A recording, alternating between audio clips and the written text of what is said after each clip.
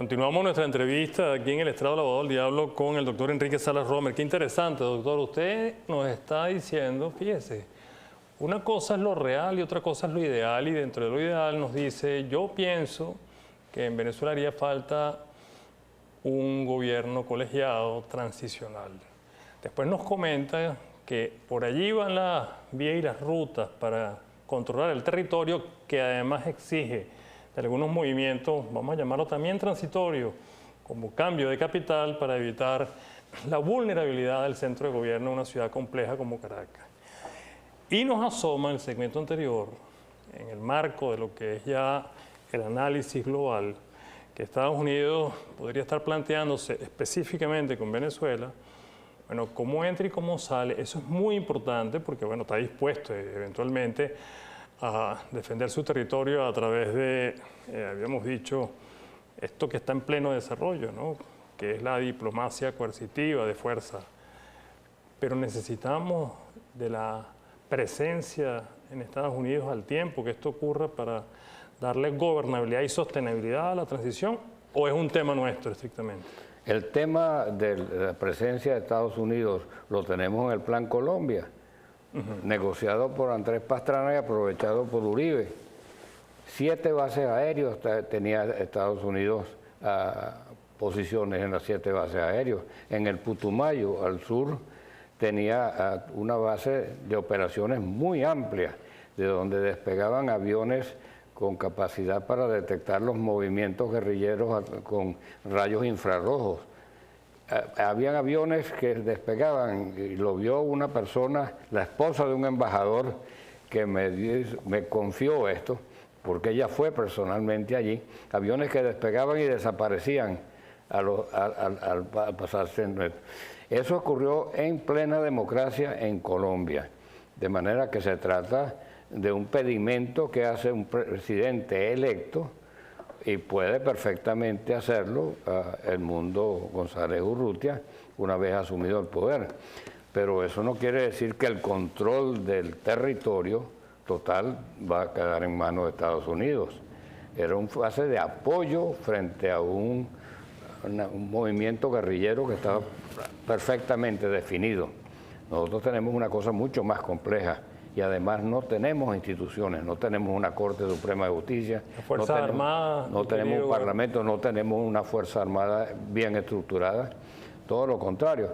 De allí las dificultades. Ahora, yo creo que Estados Unidos se inclina porque asuma el Mundo González Urrutia y que María Corina sea la vicepresidenta ejecutiva.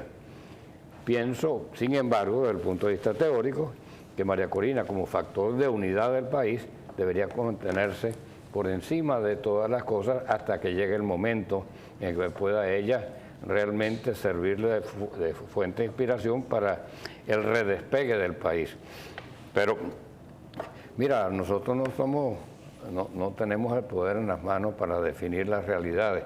Estados Unidos tiene una realidad, Venezuela tiene otra, y yo creo que de alguna manera eso se va a resolver. ¿Cómo quedamos con cubanos, chinos, rusos, iraníes? Ustedes, si tuviesen en sus manos la posibilidad de ser un hombre de transición o formar parte hipotéticamente de un gobierno colegiado, sé que no lo aspira, no estoy yendo por esa vía, sino usted, por ejemplo, abogaría por la expulsión inmediata de cubanos, rusos, iraníes, en fin. No, por supuesto que sí, Venezuela tiene que ser de los venezolanos. Eso no quiere decir que vamos a votar todo extranjero que esté allí, porque nosotros hemos sido siempre, históricamente, un país receptor. Lo que ocurre es que no es fácil reunir las fuerzas. Es decir, yo sé que María Corina es una mujer muy organizada, sé que tiene un equipo bien estructurado. No sé si la parte humana está siendo suficientemente atendida, pero sí lo básico de gobierno está. Me refiero a la visión de gobernador que yo tengo, es distinta a la visión que tendría como jefe de Estado. Pero sí creo que habrá que tomar, es decir, cuando sea quien sea un gobierno de transición o sea María Corina Machado con Edmundo González Urrutia, hay que tomar medidas muy fuertes, Ahora, esa transición debe permitir limpiar el registro electoral, hacer elecciones, renovar los poderes y en ese contexto pues ir avanzando, tomando las medidas de seguridad necesarias en dirección a reconstituir el país. Venezuela nunca ha tenido esa... Yo creo que vamos a tener que hacer algo parecido a lo que hizo el general Gómez. General Gómez crea el Ejército Nacional, crea la Hacienda Pública Nacional, crea la red de carreteras primera que tuvo el país. Yo creo que estamos más o menos en una coyuntura. Y ordena la finanza para dejar el país sin deuda. Sí, señor. Por ejemplo. Pues ¿Usted cree que en un gobierno colegiado o en la transición tiene que haber algún representante del chavismo que no es madurista o algún representante de esos sectores? Yo no me gusta especular sobre eso. Se hace lo que haya que hacer. Y lo que hay que hacer en cuanto a medidas fuertes, ¿cuáles serían? Es que yo no creo que ninguna fuerza política tiene capacidad ahorita. Son las personas.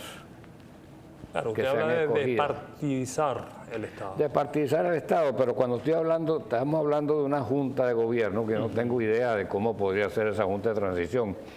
¿Qué se hizo entonces? Se llamó a Eugenio Mendoza, se llamó a Blas Lamberti, a dos figuras militares y...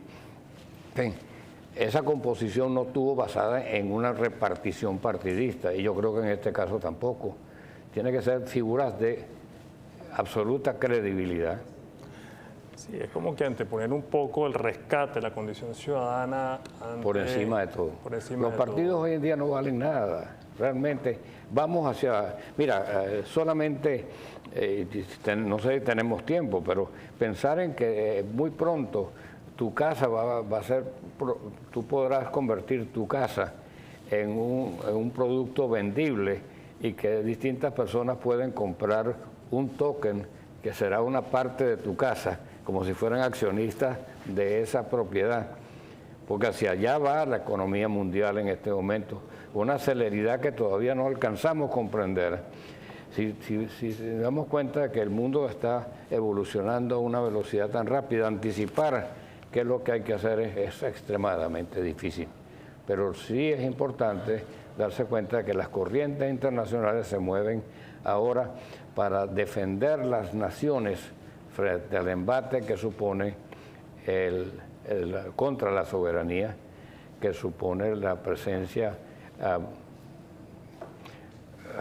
de esa nube radioactiva que es el narcotráfico, que ha penetrado incluso espacio de poder muy importante en las principales naciones. Estoy totalmente de acuerdo con usted porque lo que en dos platos usted está diciendo, ha llegado la hora de un nuevo orden público internacional que responda con la misma velocidad y contundencia a la que se internacionaliza y globaliza el crimen organizado.